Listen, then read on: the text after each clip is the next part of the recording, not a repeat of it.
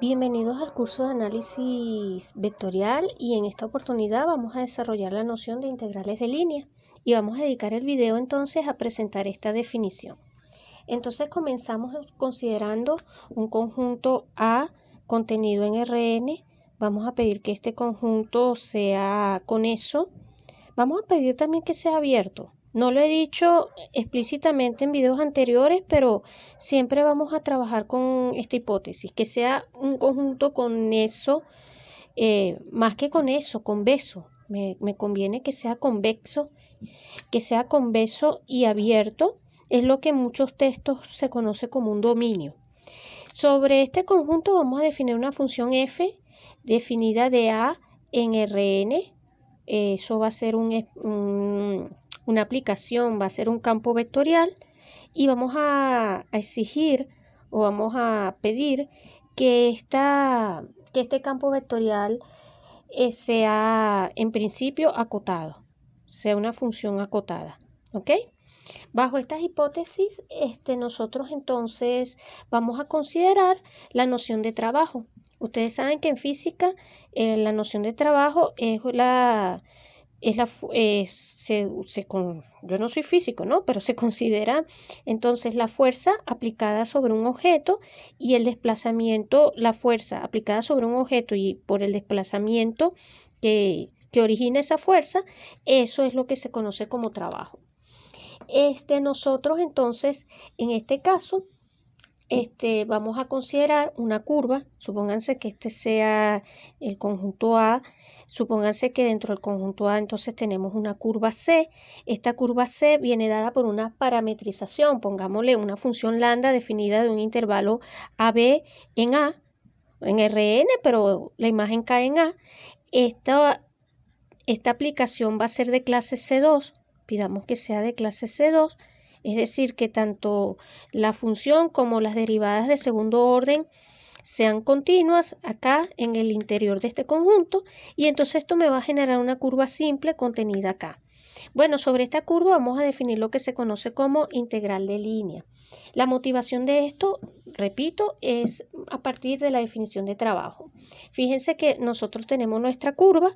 Imagínense que ahora esa curva la picamos en pedacitos y cada punto sobre la curva lo vamos a denotar como P sub J, para J variando desde una cierta cantidad, o sea, desde 0 hasta un cierto n, donde n es fijo y arbitrario y es un parámetro natural. Bueno, pero entonces estas particiones nosotros las construimos de la siguiente manera. Tomamos nuestro intervalo AB, aplicamos nuestra función lambda. Eso, supóngase en R3, me genera una curva en el espacio. Aquí tomo una partición, esa partición la denoto por T sub J y entonces a través de lambda construyo los puntos acá, voy obteniendo puntos acá que los defino por esta ecuación. P sub J igual a lambda evaluado en T sub J para cada J variando desde 0 hasta n.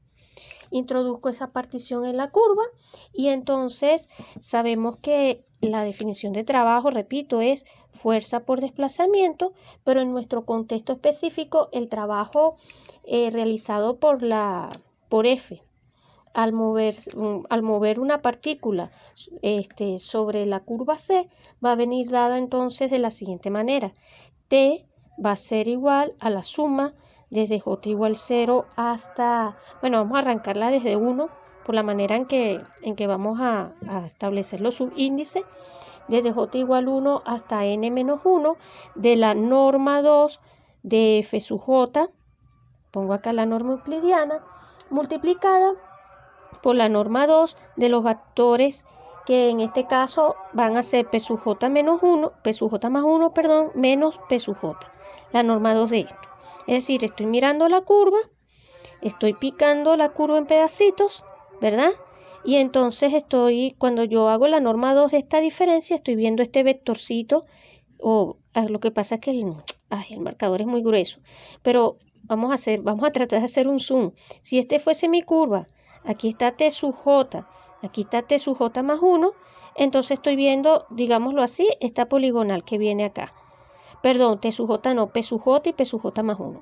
P sub J más 1, esta es mi curva C. Bueno, entonces estoy viendo la norma 2 de este pedacito de esta poligonal que une a estos dos puntos sobre la curva.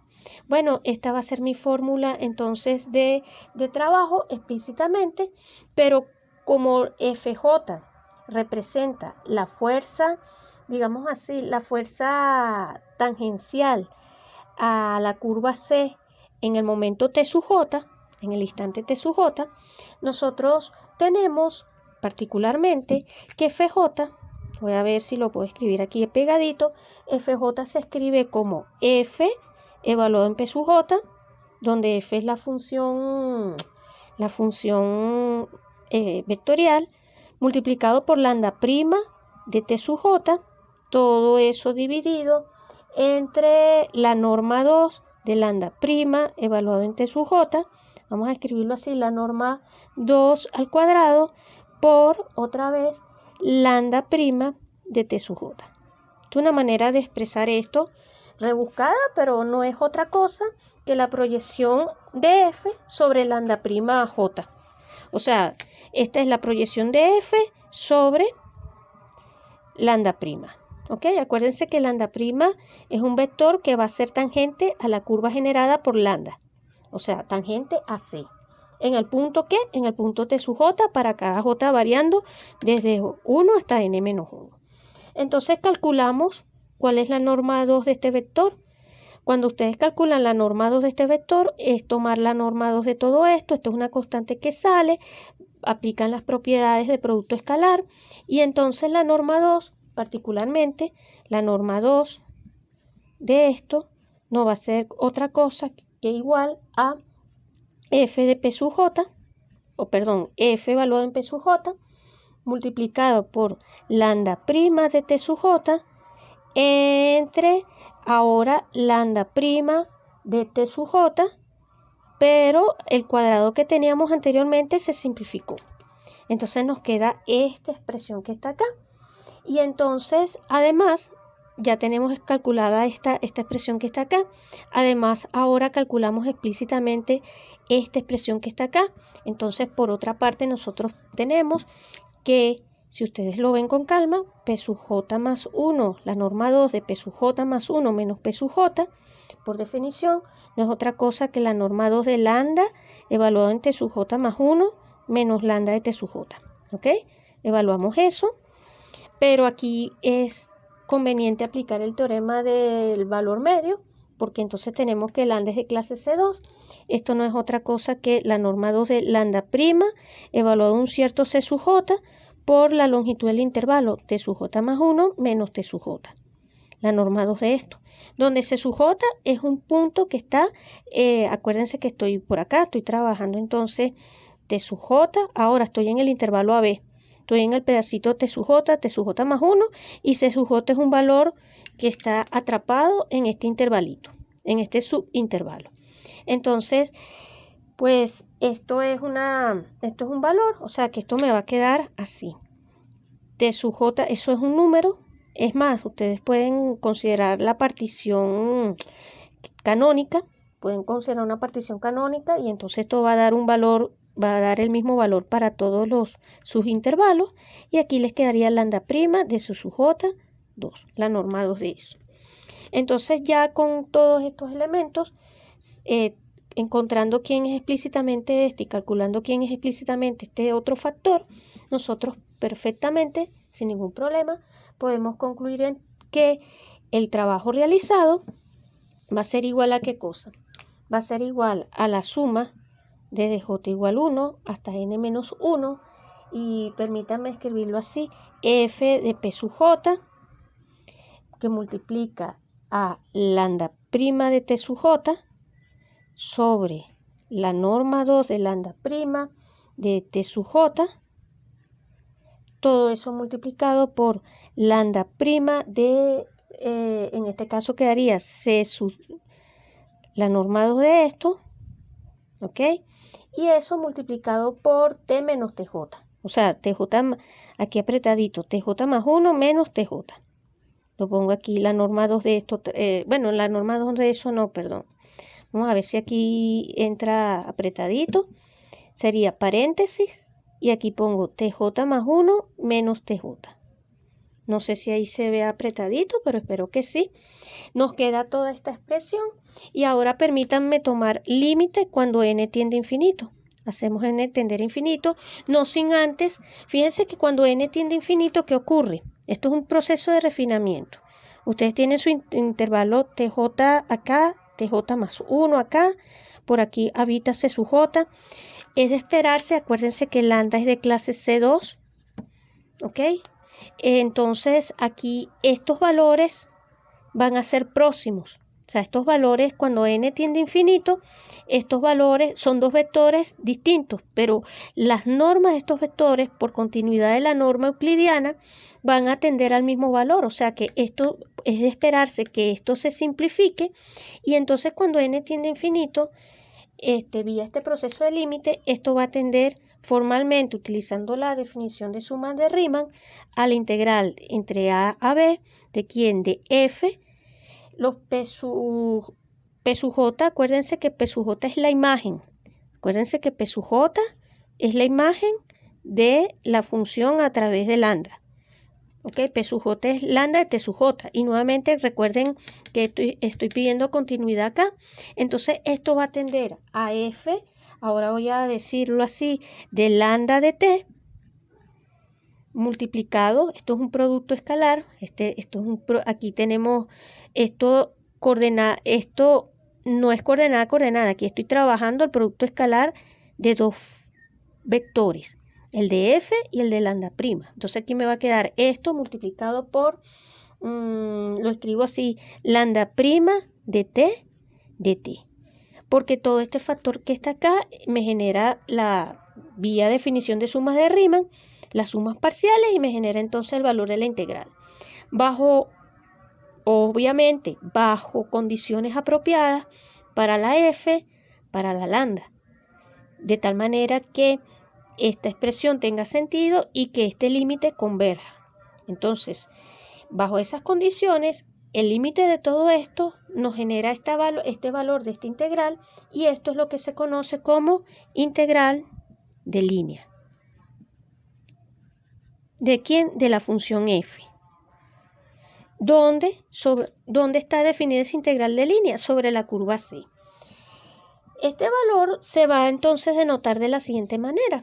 En muchos textos ustedes van a ver que la integral de línea del campo f con respecto a la curva C va a venir dada como la integral desde A hasta B de f de lambda de t por lambda prima de t, donde lambda es la aplicación definida de AB en C, o es la parametrización que me define la curva. ¿Ok? Entonces, en algunos textos lo ven así y en otros textos sencillamente le ponen acá el lambda. ¿Ok? Para una cuestión simplemente de notación. Bueno, la observación rápida que quiero hacer para ir cerrando este video es que hay una relación entre integrales de línea e integrales de trayectoria. Ojo, aunque la notación es la misma, recuerden que las integrales de trayectoria están definidas, vamos a ponerlo acá como una nota, las integrales de trayectoria están definidas para campos escalares y las integrales de líneas para campos vectoriales. Entonces, fíjense, permítanme otra vez rescatar la definición. Si ustedes tienen una integral de línea, en este caso pónganle que la vemos así, f de lambda de t por lambda prima de t. Y ahora ustedes esto, acá en esta expresión, multiplican y dividen por la norma del vector, por la norma de este vector. O sea, escribimos esto así, aquí dividimos por lambda prima de t y acá multiplicamos por lambda prima, por la norma 2 de lambda prima de t. La norma 2, ¿ok? De la parametrización. Bueno, multiplicando y dividiendo por la norma 2 de este vector, pues ustedes pueden asociar todo este factor que está acá. Es lo que se conoce como el vector tangente. O sea, esto va a ser igual a la integral de a a b de f de lambda de t por T sub T, donde T sub T no es otra cosa que este vector normalizado. Esto es lo que se llama vector tangente a la curva C en el punto o en el instante T. Y aquí me va a quedar aquí producto y aquí multiplicado por la norma de esto que está aquí. Entonces, viéndola así o expresándola así, lo que nosotros vamos a concluir es que efectivamente la integral de línea, esta es una integral de línea, esta que está acá arriba, porque aquí tengo un campo vectorial que es f multiplicado por estos vectores generados por el campo vectorial de lambda prima de t. Entonces, la integral de línea de la función f en la curva C va a ser igual a la integral de trayectoria de f por t. Este factor que está aquí es un escalar que va variando con t, pero esto es escalar. Y el producto de estas dos funciones vectoriales, pongámosle que la llamemos g pequeña, g sub t, digamos. Bueno, entonces esto es una función escalar, o sea, g sub t va a estar definida de a en r. F está definida de a en Rn, pero g sub t va a estar definida de a en r, y esto es una función escalar. Entonces, estamos diciendo que esta integral de línea de la función f en la curva C va a ser igual a la integral de trayectoria de esta función g sobre la misma curva C, donde g viene definida como el producto de estos dos vectores. Entonces, esa es la relación que hay entre una y otra. Y ya para cerrar, solamente les comento que la integral de línea es lineal. O sea, la integral de línea, al igual que la integral de trayectoria, satisface esta propiedad.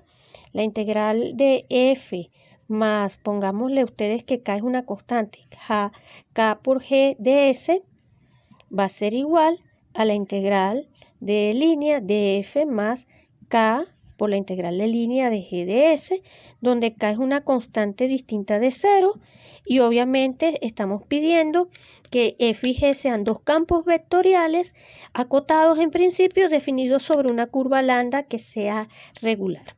Con esto entonces terminamos la noción o finalizamos la presentación de la noción de integral de línea.